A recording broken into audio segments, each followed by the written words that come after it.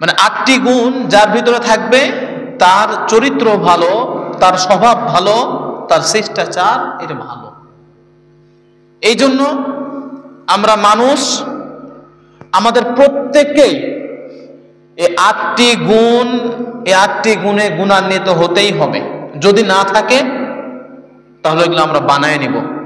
যদি না বানাইতে পারি তাহলে কিন্তু আল্লাহ রাসূল সাল্লাল্লাহু আলাইহি ওয়াসাল্লাম বলেছেন আমরা কিন্তু পরিপূর্ণ মুমিন মুসলমান হতে পারবো না।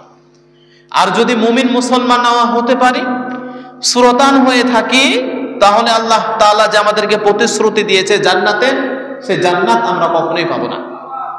জান্নাত যদি পেতে চাই তাহলে অবশ্যই 8টি গুণ আমাদের ভিতরে নিয়ে আসতেই হবে। 8টি গুণ কি?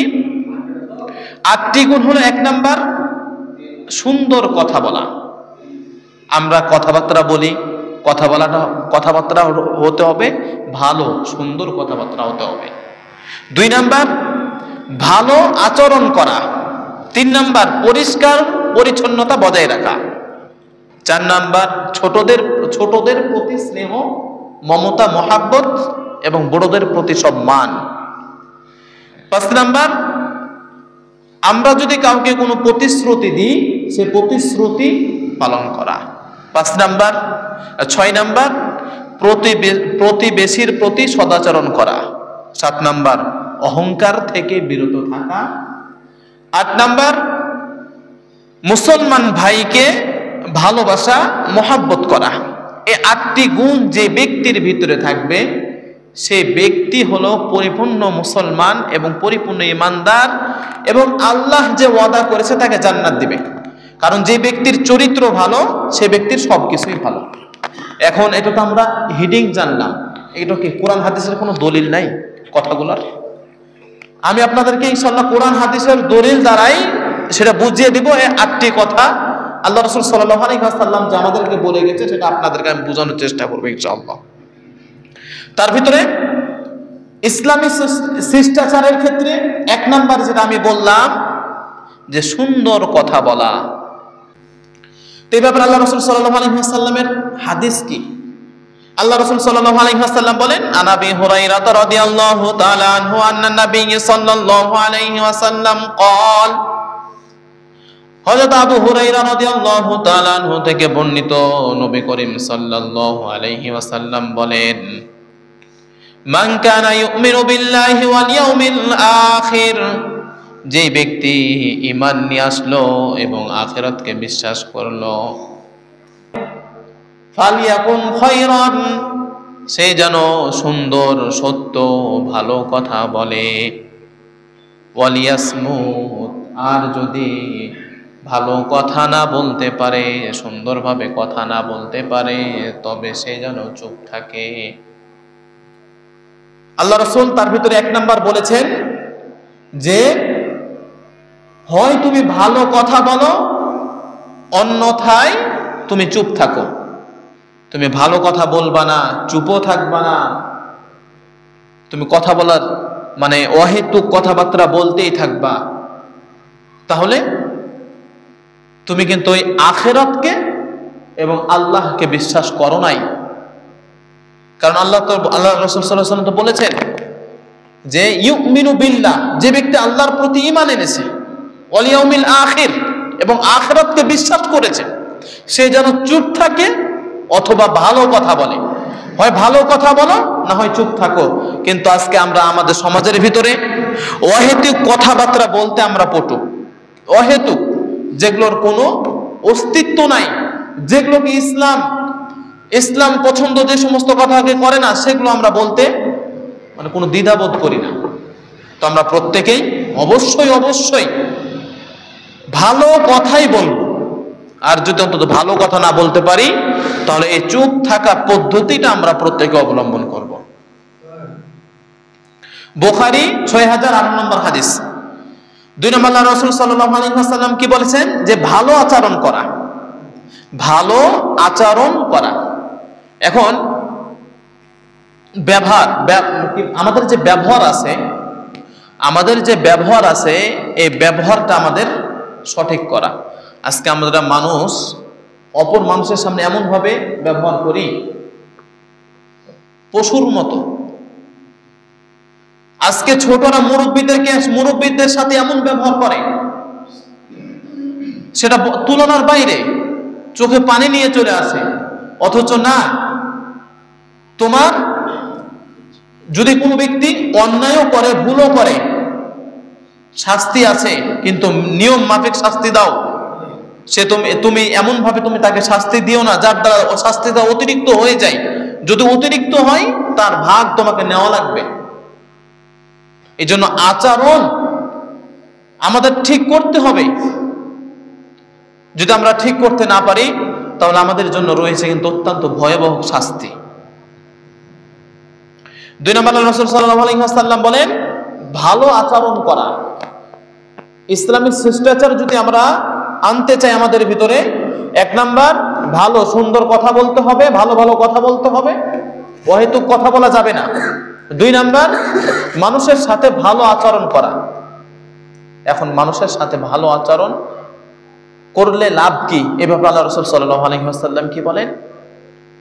এভাবে আল্লাহ রাসূল সাল্লাল্লাহু আলাইহি ওয়াসাল্লাম বলেন ইন্না মিন খিয়ারিকুম আহসানাকুম আখলাকা।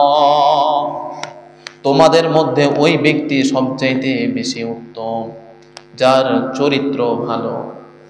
তোমাদের মধ্যে সবচাইতে উত্তম ওই ব্যক্তি যার চরিত্র ভালো। এভাবে আল্লাহ রাসূল সাল্লাল্লাহু আলাইহি ওয়াসাল্লাম বলেন, আরেকটি হাদিস শরীফের ভিতরে বলেন ইন্না মিন আহাব্বিকুম, তোমাদের মধ্যে আমার সবচাইতে প্রিয় ওই ব্যক্তি ইলাইহিম আহসানাকুম আখলাকা। ইন্না মিন আহাব্বিকুম ইলাইয়া আহসানাকুম আখলাকা, তোমাদের মধ্যে সর্বোত্তম ওই ব্যক্তি যে বেশি চরিত্রবান। রাসূলুল্লাহ সাল্লাল্লাহু আলাইহি ওয়াসাল্লাম বলেন তোমাদের ভিতরে সবচাইতে বেশি পছন্দনীয় ভালো ব্যক্তি হলো ওই ব্যক্তি যার চরিত্র ভালো, সবচাইতে চরিত্র ভালো। এই জন্য আমরা আমাদের চরিত্রটাকে কেউ হারিয়ে ফেলবো না, নষ্ট করবো না। এভাবে আল্লাহ সুবহানাহু ওয়া তাআলা কোরআন কারীমের ভিতরে কি বলেন? এভাবে আল্লাহ পাক রব্বুল আলামিন কোরআন কারীমের ভিতরে বলেন ইন্নাল্লাহা ইয়া'মুরু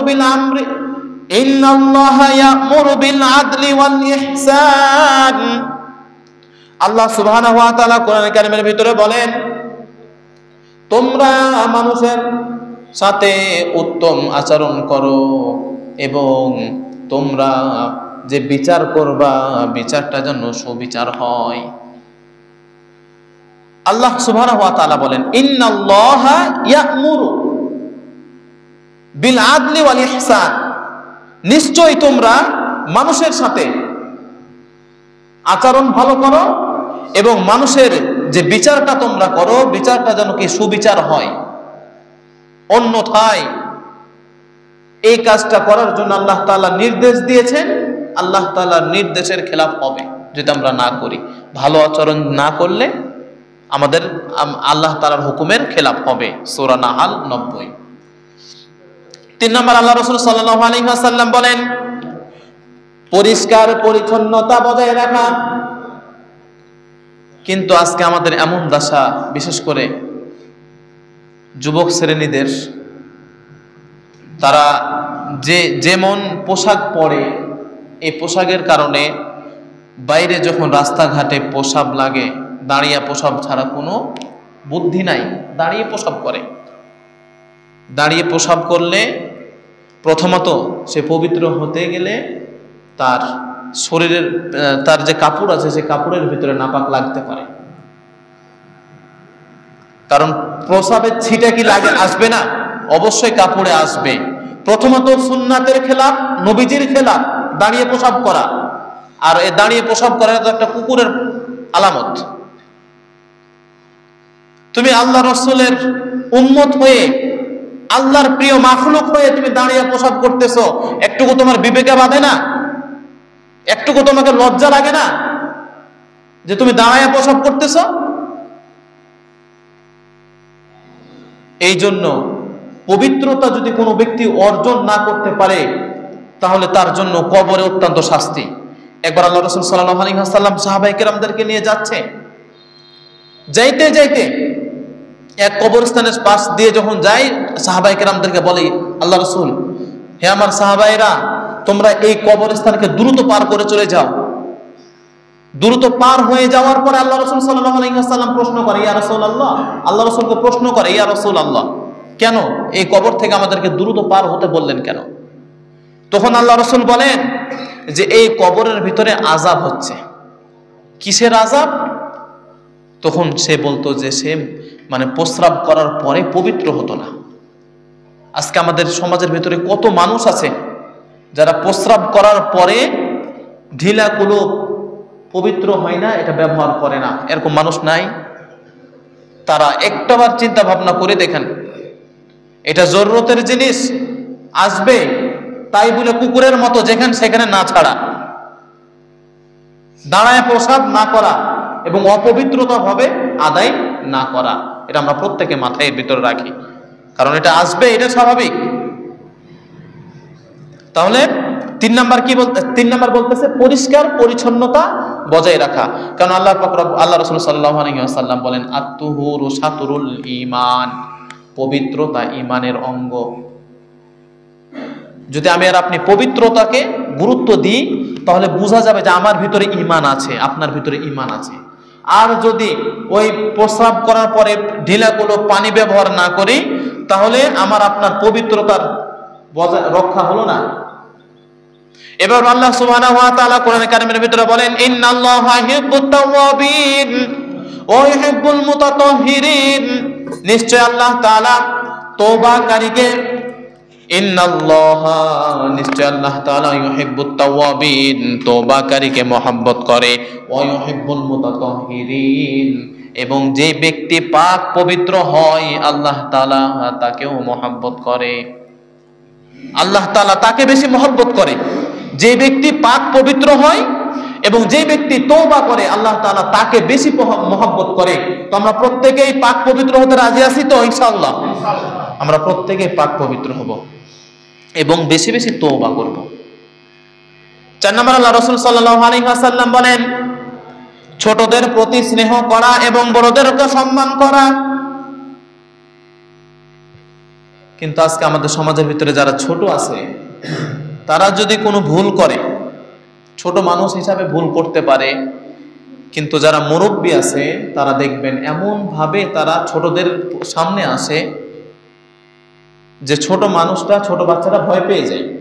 যার ফলে মসজিদে যদি অনেক সময় আসার পরে একটু দৌড়াদৌড়ি করে, এমন ভাবে আমরা তাকে ধমক দিই, সে পরবর্তীতে মসজিদে ছেড়ে দেয়।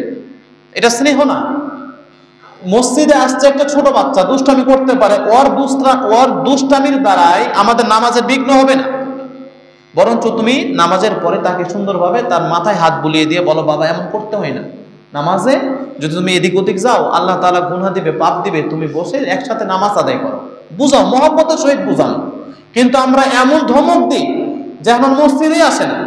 তখন পরবর্তীতে এটা যদি একটু এই জিনিসটা যদি তার ব্রেনের ভিতরে একটু থাকে যে মসজিদে গেলে তো ধমক খেতে হবে, আর এই কারণে যদি সে মসজিদ না আসে, মসজিদ ছেড়ে দেয়, আমার ধমকের কারণে সে মসজিদ ছাড়লো, যতদিন পর্যন্ত সে আর মসজিদে না আসবে, নামাজ না পড়বে, গুনাহ করবে, তার ভাগ আমার আমল নামাই আসবে। এই জন্য ছোটদেরকে কি করা? মায়া মহব্বত করা, স্নেহ করা। আর আমাদের বর্তমান যুগে ছোট বাচ্চাগুলোও কিন্তু মুরব্বীদেরকে সম্মান করে না। এমন একটা পরিস্থিতি হয়ে গেছে, মুরব্বী আছে, আল্লাহ রাসূল সাল্লাল্লাহু আলাইহি ওয়াসাল্লামের স্বভাব কেমন ছিল? যেই জায়গা দিয়ে, যে রাস্তা দিয়ে মুরব্বী যাইতেছে, সেই রাস্তা দিয়ে তোমার যদি অতিক্রম করতে হয় ভদ্রতার সহিত অতিক্রম করো। আজকে আমরা মুরব্বীদেরকে ধাক্কা দিয়ে চলে যাই। যে জায়গাতে আমার বাবা যাইতেছে, আমার চাইতে মুরব্বীরা যাইতেছে, তাকে আমরা ধাক্কা দিয়ে যাই। সালাম কালাম তো আজকে আমাদের মুখের ভিতরে নাই। তো আমরা কি করব? যে ছোটদেরকে স্নেহ মহব্বত এবং বড়দেরকে সম্মান। এভাবে আল্লাহ রাসূল সাল্লাল্লাহু আলাইহি ওয়াসাল্লাম কি বলেন? আল্লাহ রাসূল সাল্লাল্লাহু আলাইহি ওয়াসাল্লাম বলেন, লাইসা মিন্না, ওই ব্যক্তি আমার উম্মত নয়। লাইসা মিন্না, ওই ব্যক্তি আমার উম্মত নয়।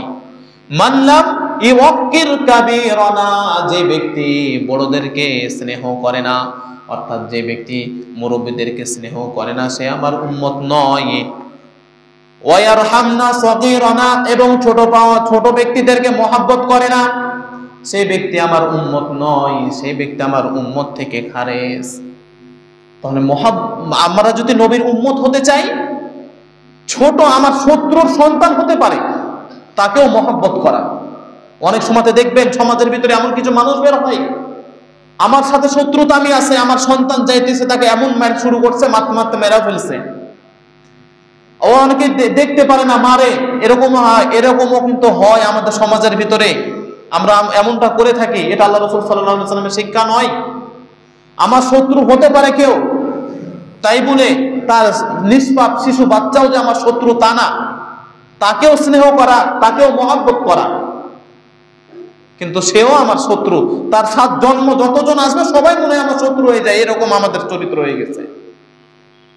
তো আমরা কি করব? ছোটদেরকে মহব্বত করব, আর এবং বড়দেরকে অবশ্যই আমরা সম্মান করব। 5 নম্বর আল্লাহ রাসূল সাল্লাল্লাহু আলাইহি ওয়াসাল্লাম বলেছেন প্রতিশ্রুতি পালন করা। ওই যে আমাদের ভোটের সময় বলেন বা যে কোনো সময় যে প্রতিশ্রুতি, বা অনেকেই বড়লোক মানুষ গরিবের কাছে আসছে শীতের সময়, আমার এটা লাগবে ওটা লাগবে। আমরা অনেক বড়লোক এমন আছি যারা বলে আচ্ছা দিব দিব, প্রতিশ্রুতি দিই, এই দিব করতে 1 শীত 2 শীত শেষ হয়ে যায়। তো এই প্রতিশ্রুতি কি করা? পালন করা। যদি না দিতে মন চাই না করবা, সরাসরি না করবেন যে আমি দিতে পারবো না। আর এই যে ভোটের সময় কত সব প্রতিশ্রুতি দিয়ে যায়, যে রাস্তা করবো, এই রাস্তা করবো, এই সমস্যার সমাধান আমি করে দিব, কিন্তু ভোট পাওয়ার পরে আর কোনো খবর নাই। এই জন্য আমরা যারা আগামীতে যারা আমাদের মানে গ্রামের মানে সমাজ উন্নয়নমূলক কাজ যারা করবে, তাদের এই সমস্ত প্রতিনিধি যাদেরকে বানাবো, অবশ্যই তাদের চরিত্র দেখে বানাবো, লম্পটদেরকে আমরা কেউ বানাবো না। যদি কোনো ব্যক্তি মানে প্রতিশ্রুতি দেয় এবং সেটা মানে পালন না করে, তার ব্যাপারে আল্লাহ রাসূল সাল্লাল্লাহু আলাইহি সাল্লাম কি বলেছেন? তার ব্যাপারে আল্লাহ রাসূল সাল্লাল্লাহু আলাইহি সাল্লাম বলেছেন আয়াতুল মুনাফিকুন সালাসা, মুনাফিকদের আলামত 3টি। মুনাফিকদের আলামত 3টি। 1 নাম্বার ইযা হাদ্দাসা কাযাবা, যখন কথা বলবে সে মিথ্যা কথা বলবে। যে ব্যক্তি কথা বলবে, কথার ভিতরে মিথ্যা কথা বলবে, তার ভিতরে মুনাফিকের আলামত আছে। দেখবেন এমন কত অসাধু ব্যবসায়িক আছে যারা 5 টাকা দিয়ে জিনিস কিনে 30 টাকায় বিক্রি করে, তারপরে হচ্ছে মানে 2-3 গুণ মানে বেশি বিক্রি করে।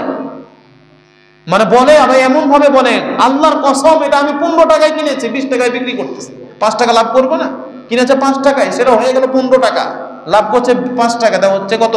20 টাকা। মানে 3 গুণ 4 গুণ লাভ। এরকম ব্যবসায়িক নাই আমাদের সমাজের ভিতরে? এটা হচ্ছে তার ভিতরে মুনাফিকের আলামত আছে। এই জন্য যারা ব্যবসা করবেন, নিঃসন্দেহে ব্যবসা এমন একটা জিনিস যে ব্যাপারে আল্লাহ পাক রব্বুল আলামিন কোরআন কারীমের ভিতরে বলেছেন। আল্লাহ তাআলা ব্যবসাকে কি করেছে? হালাল করেছে এবং সুদকে হারাম করেছে। কিন্তু এই ব্যবসাকে যদি আমরা ইসলামিক অনুযায়ী না করি, সেটা হারাম হবে।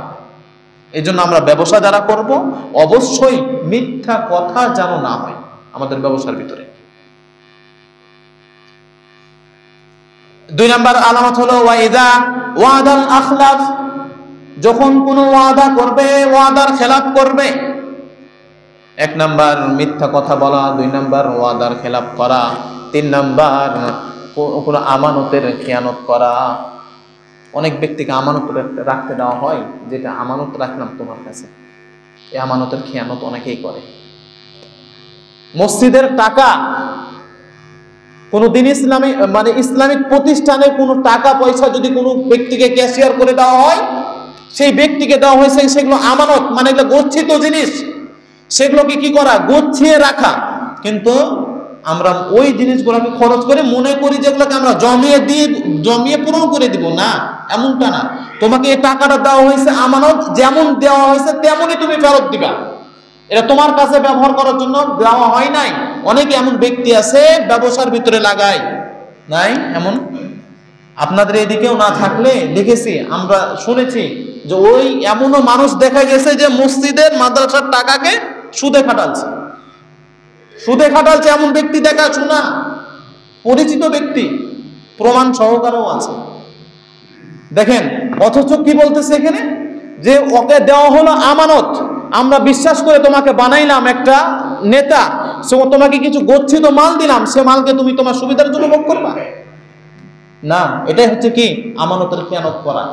আর যে ব্যক্তির ভিতরে আমানতের খেয়ানত পাওয়া যাবে সেই ব্যক্তি কি মুনাফিক, সে ব্যক্তির ভিতরে মুনাফিকের আলামত আছে।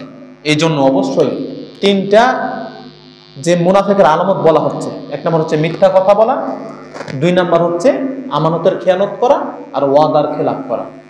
আমরা যদি কাউকে প্রতিশ্রুতি দিই কোনো কিছুর, জান প্রাণ দেওয়া হলেও চেষ্টা করে সেটা পালন করব, যদি না পারি তার কাছে ক্ষমা চাইবো যে বাপ আমি আপনাকে বলছিলাম এটা এই কাজটা করে দেবো কিন্তু পারি না, অবস্থা ভালো না, এইভাবে ক্ষমা চেয়ে নেওয়া। কিন্তু আজকে আমরা প্রতিশ্রুতি দেওয়ার পরে কারো কাছ থেকে ক্ষমা চাই না। 5 নম্বর আল্লাহ রাসূল সাল্লাল্লাহু আলাইহি ওয়াসাল্লাম তাআলা কি বলেছেন যে প্রতিশ্রুতি পালন করা। 6 নম্বর আল্লাহ রাসূল সাল্লাল্লাহু আলাইহি ওয়াসাল্লাম বলেছেন প্রতিবেশীর প্রতি সদাচরণ করা, আমাদের প্রতিবেশী যারা আছে তাদের সাথে ভালো ব্যবহার করা। ভালো ব্যবহার করা মানে এই নয় যে আমি তাকে মানে সব সময় তাকে খরচ দিয়ে সব সময় তাকে মানে আমার পরিবার চালিয়ে তাকেও চালাবো এমনটা নয়। ভালো আচরণ করা মানে এই কি তার সাথে ভালোভাবে ব্যবহার করা, তাকে কটু কথা না বলা, তার সাথে কথাবার্তা বলা, মিষ্টি মুখে অন্তত কথাবার্তা বলা, এটাই হচ্ছে সদাচরণ। তাকে খাওয়াও, খাইতে দাও মানে খাওয়ানো, এটা হচ্ছে সদাচরণ নয়। আপনি একদিক দিয়ে খাওয়াবেন আর একদিক দিয়ে লাঠি মারবেন, এমন খাওয়ানোর দরকার নাই। ওই খাওয়ানোর চাইতে আপনি মিষ্টি ভাবে দুইটা কথা বলেন, সেই ব্যক্তি অনেক শান্তি পাবে। আজকে আমাদের পাড়া প্রতিবেশীর ভিতরে এমন কতজন আছে যে হিংসুক অনেকে আছে না, যে আমার বাড়ির পাশে আমার বাড়ির কোনো উন্নতি দেখলে সে জ্বলে এবং সে মানে কিভাবে সেটা ধ্বংস করা যায় সেই জন্য সে ফিকির করে সব সময়। এমন আছে না, ভালো দেখতে পারে না। এই সমস্ত ব্যক্তিকে বলা হচ্ছে যে পাড়া প্রতিবেশীর প্রতি মানে সদাচরণ করেন। এবার আল্লাহ রাসূল সাল্লাল্লাহু আলাইহি ওয়াসাল্লাম বলেন ওয়াল্লাহি লা ইউমিনু ওয়াল্লাহি লা ইউমিনু ওয়াল্লাহি লা ইউমিনু, আল্লাহর কসম আল্লাহর কসম আল্লাহর কসম ওই ব্যক্তি ঈমানদার নয়। 3 বার কি পরিমাণ তাকিদ দিয়েছে দেখেন হাদিস, 3 বার কি পরিমাণ তাকিদ দিয়েছে। 6000 বুখারী 6016 কি পরিমাণ তাকিদ দিয়েছে দেখেন। যখন আল্লাহ রাসূল সাল্লাল্লাহু আলাইহি ওয়াসাল্লাম কসম খেয়ে সাহাবীদেরকে বলতেছে ওয়াল্লাহি ওয়াল্লাহি লা ইউমিনু, তখন সাহাবায়ে আমরা প্রশ্ন করলো কিলা মান ইয়া রাসূলুল্লাহ, ইয়া রাসূলুল্লাহ ইয়া হাবিবাল্লাহ, কোন ব্যক্তি ঈমানদার নয়?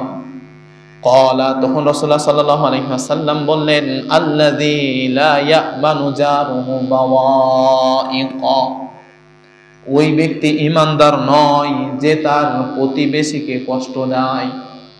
আমার বাড়ির পাশে যে আছে আমি তাকে কষ্ট দিই যে কোনো কাজে, তার জায়গা জমি থেকে দিক দিয়ে কষ্ট হোক বা তার সাথে ব্যবহারের দিক দিয়ে কষ্ট হোক, যেই দিক দিয়ে হোক, আমরা যদি কষ্ট দিয়ে থাকি তাহলে অবশ্যই তাহলে আমরা ওই প্রতিবেশীর সাথে সদাচরণ করতে পারলাম না।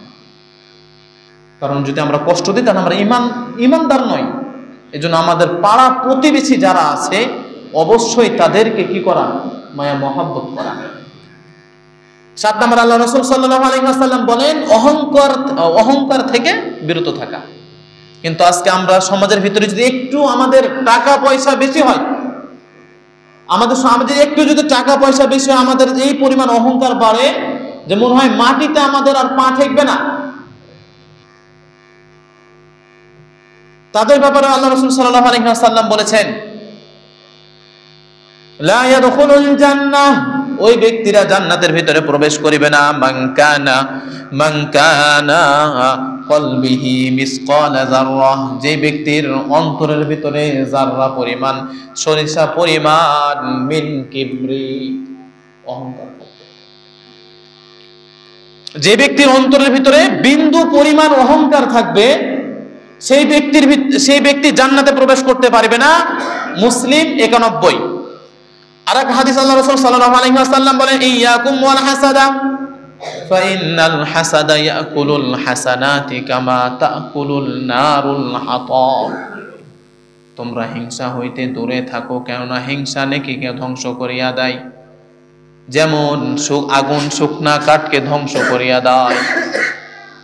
যে হিংসা আছে, এই হিংসা থেকে আমাদেরকে দূরে থাকতে হবে। এই হিংসা আমাদের নেকিকে জ্বালিয়ে পুড়িয়ে শেষ করে দিবে। কোনো ব্যক্তি শান্তি পাবে না যদি কোনো ব্যক্তির অন্তরের ভিতরে হিংসা থাকে। এই জন্য হিংসা থেকে আমাদেরকে দূরে থাকতে হবে। এবার আল্লাহ সুবহানাহু ওয়া তাআলা, আল্লাহ রাসূল সাল্লাল্লাহু আলাইহি ওয়াসাল্লাম বলেছেন যে তোমরা হিংসা থেকে দূরে থাকো, এবং যদি না থাকতে পারো তাহলে তোমাদের জন্য জাহান্নাম হারাম, তোমাদের জন্য জান্নাত হারাম, জাহান্নামে তোমাদেরকে যেতে হবে। এই জন্য আমরা প্রত্যেকে হিংসা থেকে দূরে থাকবো। 8 নাম্বার, মুসলমান ভাইয়ের প্রতি ভালোবাসা। মানে আমরা আল মুসলিমু আখুল মুসলিম, আমরা মুসলমান, সমাজের ভিতরে প্রত্যেকে ভাই ভাই। এই ভাই ভাইয়ের ভিতরে কি করা? ভালোবাসার বন্ধনটাকে আবদ্ধ করা। কিন্তু আজকে আমাদের বাড়ির পাশের বাড়ির মানুষের সাথে সম্পর্ক শত্রুর মতো। ওই সমস্ত সম্পর্ক না। আল্লাহ রাসূল বলেছেন ভালোবাসার সহিত থাকা। এবার আল্লাহ রাসূল সাল্লাল্লাহু আলাইহি ওয়াসাল্লাম বলেন, লা ইউমিনু আহাদুকুম হাত্তা ইউহিব্বু লিআখি মা ইউহিব্বু লিনাফসিহি। তুমি যেই জিনিস পছন্দ করো তোমার মুসলমান ভাইয়ের জন্য সেই জিনিসটা পছন্দ করো। যদি না করতে পারো তুমি মুমিন নইলা, তুমি ততক্ষণ পর্যন্ত মুমিন হতে পারবা না যতক্ষণ পর্যন্ত তোমার ভাইয়ের তোমার জন্য যে জিনিস পছন্দ করবা ওই জিনিস তোমার ভাইয়ের জন্য না পছন্দ করো। সম্মানিত উপস্থিতি কেরাম, আমরা যদি মুসলমান হতে চাই, ইমানদার হতে চাই, তাহলে অবশ্যই ওই জিনিসকে আমাদেরকে পছন্দ করতে হবে। যে জিনিসটা আমার জন্য পছন্দের জিনিস সেটা আমার ভাইয়ের জন্য পছন্দের জিনিস হতে হবে। অন্যথায় কিন্তু আমরা কেউ মুমিন হতে পারবো না। লা ইউমিনু, মুমিন হতে পারবো না। আজকে আমার আলোচ্য বিষয় ছিল ইসলামিক শিষ্টাচার। দেখেন, কোনো মানুষ নিজের জীবনটাকে ইসলামের উপর নিয়ে আসতে চায়, তাহলে তার চরিত্র ঠিক হতে হবে। আর আল্লাহ রাসূল সাল্লাল্লাহু আলাইহি ওয়াসাল্লাম যে চরিত্র ঠিক করার জন্য যে 8টা জিনিসের কথা বলছিল, সে 8টা জিনিস দলিল সহকারে আমি আপনাদের সামনে উপস্থাপন করার চেষ্টা করেছি। প্রত্যেকটি কথার ব্যাপারে আমি কিন্তু হাদিস দিয়েছি। তার ভিতরে 1 নাম্বার কি? ভালো কথা বলা। 2 নাম্বার ভালো আচরণ করা। 3 নাম্বার পরিষ্কার পরিচ্ছন্নতা বজায় রাখা। 4 নাম্বার ছোটদের প্রতি ভালোবাসা, 5 বড়দেরকে সম্মান করা।